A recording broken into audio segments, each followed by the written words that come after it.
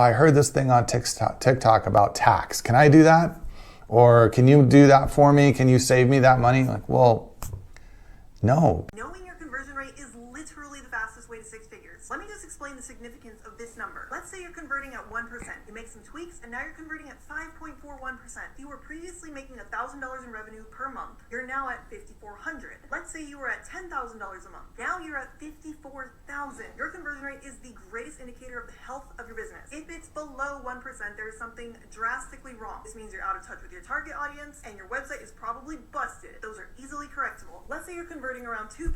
This can be optimized with better storytelling and better listing. So that's obviously very specific advice for somebody who's selling online, probably to random traffic, cold traffic, people who've never heard of you, don't know what your offer is about, don't know why they might want to do business with you. And she's giving us some numbers about 1%, 2% conversion rates for that kind of situation. So if that's the situation you're in, you're talking to random people on the street, and 2 out of every 100 is actually interested in what you're saying enough to do business with you, then yes, if you can increase that from 2 out of 100 to 3 out of 100 or 4 out of 100, your business will do better.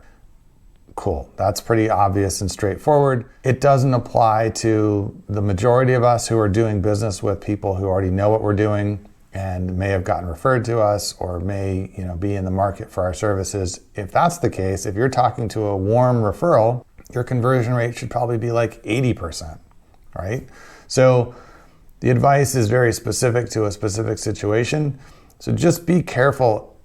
I guess generally, anytime you hear advice online, make sure that it applies to what you're doing. I get calls all the time from clients and potential clients who say, I heard this thing on TikTok about tax. Can I do that? Or can you do that for me? Can you save me that money? Like, well, no, because that has nothing to do with your situation. That was a very unique exception to the general way things work, or it was made up. They totally got the rules wrong. So be very careful about who you listen to for advice on the internet.